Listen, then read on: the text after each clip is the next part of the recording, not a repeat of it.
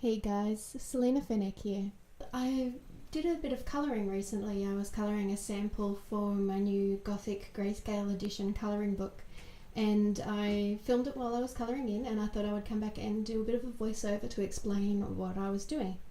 So it's been a long time since I've done any colouring in colour pencils, so it took me a little while to remember, what colours did I use to make nice skin tones, and how do I colour, or, there are a lot of things that I really, I just haven't practiced for a very long time.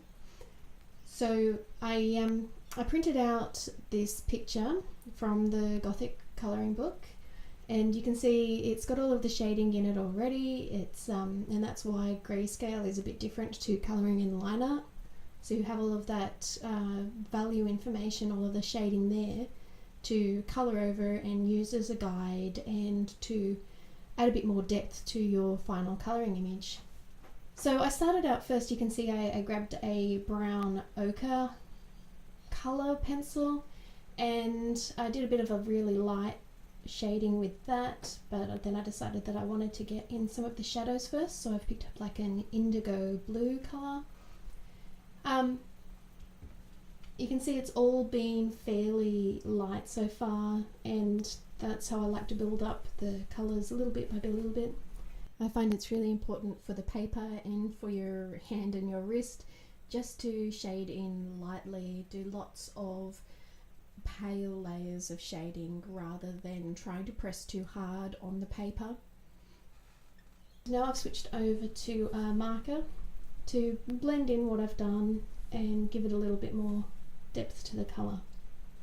So you can see under the neck area particularly that blue shading standing out, and underneath the fringe or bangs, whichever you prefer to call them. So I printed this out on just plain copy paper. It's nothing special, and it just goes to show that it's nice to have nice paper, but any paper you can still get decent results with.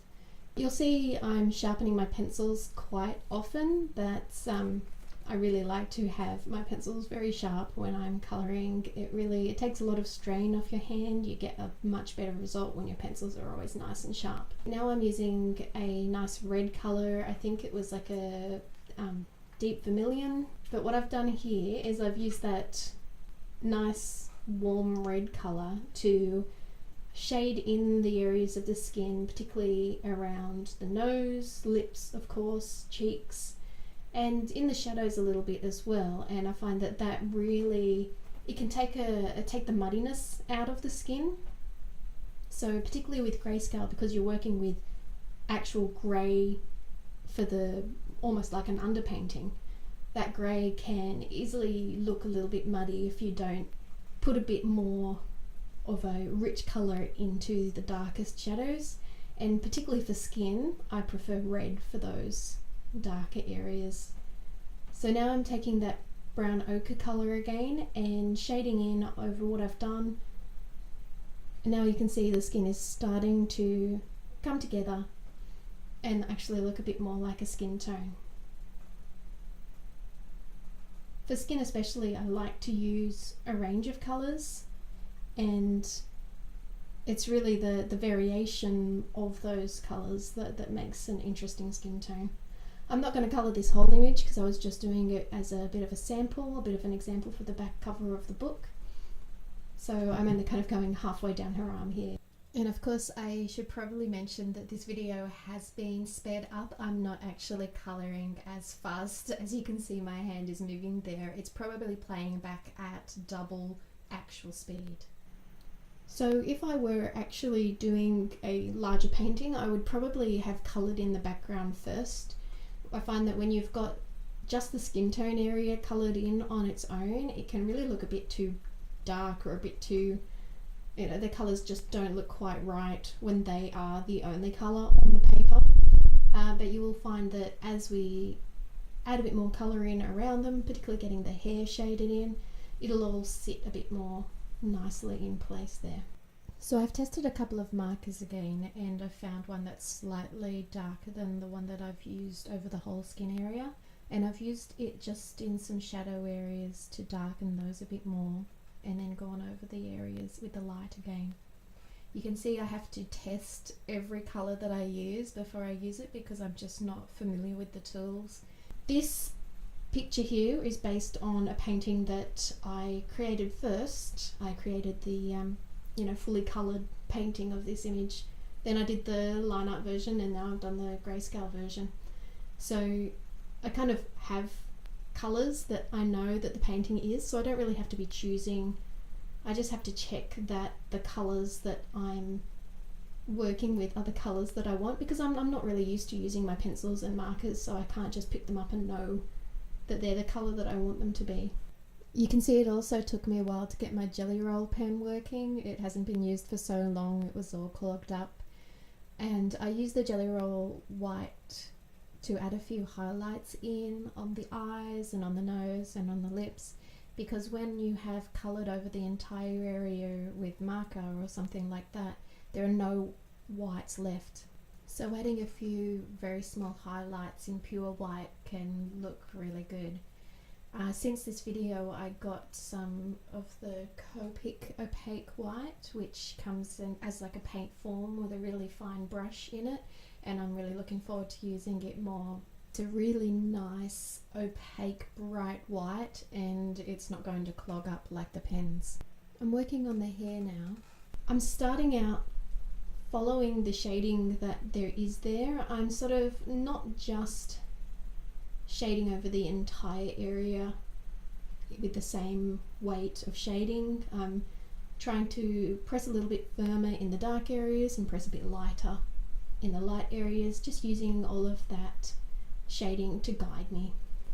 Sorry I keep sticking my face into the shot. I'm quite short-sighted, and when I'm drawing and painting I really like to have my face right up close to the picture. So I've tried my best to stay back and out of the video, but there are just times when I end up getting my head a bit into the shot there. So a lot of my process with the grayscale colouring, or any colouring really, is I like to lay in a colour first that's indicative of the colour I want the area to be. So I know I want her to be a redhead, so I started with that nice rusty red colour.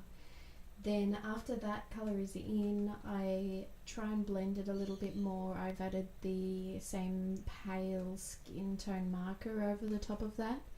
And then now I'm working with a deep purple, and that's going directly over anywhere that is a darker shade in the grayscale underimage. And I mean, you could use just a really dark red, but again, it's variation that makes colouring more interesting. So I'm always looking at varying the colours. Instead of just using different shades of red, you would use, like purple for the really dark colours, reds for the mid-tones, and a bit more of a brighter, kind of that skin tone orangey colour for the highlights. And then to bring it all together and to make it a bit more vibrant, I get that really rich deep vermilion colour again, which is a very firm pencil rather than a soft pencil, just to add in a bit more of the detail, sharpen the shading and bring it all together. So I know some people really like working with the very soft pencils that you can blend with tools and things more easily, and you can also get quite firm pencils. So I think the one I'm using there is a Derwent Studio as opposed to Derwent Artists or something softer, and I actually really like those. I like the detail that you can get with them. You can still get really nice blending with them. In fact, if you use a firmer pencil over the top of the paler pencils, I find that that brings everything together nicely. So I continued to use that red pencil to go back in and work on the skin tone a little bit more then. Now that the hair is coloured in, you can see the skin tones a little bit better, and what looked really dark and saturated before, once the hair's in place you can see, okay, maybe it could have a little bit more red in the tones there. So I've done a bit more shading around the cheeks, and then I did the eyebrows in the red as well, and because it's a nice firm pencil with a nice fine point, it was very easy to just get that bit of colour just in the very fine eyebrow area. So I've selected a green that I like for her shirt, which is based again on the colours of the original artwork, and I'm colouring in over the whole thing because I wanted a very bright, sort of vibrant colour of her shirt. And you can see using the transparent markers like that gets a pretty decent result with grayscale. I mean, some people might be happy with just that. You don't really need to go back in and layer more over the top if you don't want to. You could just use markers. So now I'm doing a bit more work on the hair again, because I darkened it all down by using shading with the markers over the whole area. Again, it meant there were no pure white spots left. So going back in with the jelly roll and adding some bright white highlights has meant that it can make that really nice glossy appearance to the hair.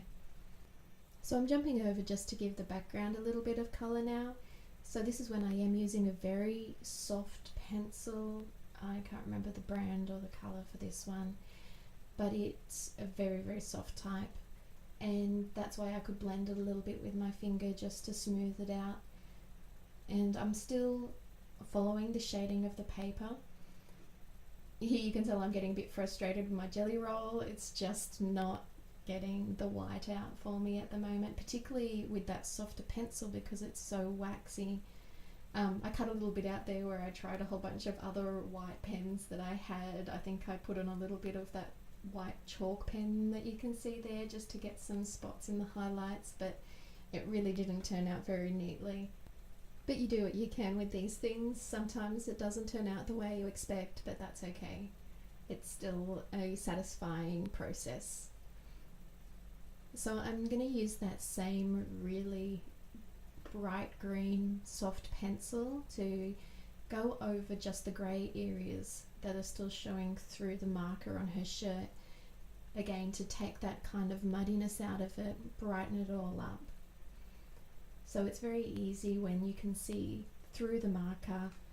You can still see the areas where the shading is there, and then you can colour right over those, following the value, pressing firmer in the dark areas and pressing lighter or not at all in the light areas.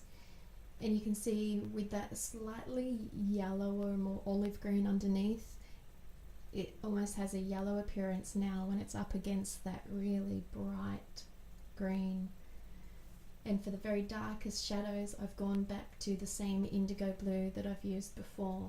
Again, it's always about variation for me. I like to have that range of colours in any area.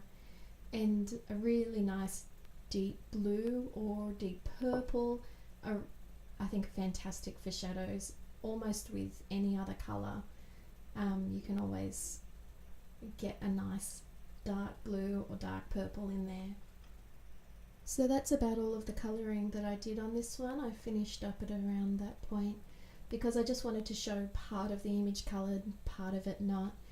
I hope that this video has had some tips for you and helped you out with your own colouring.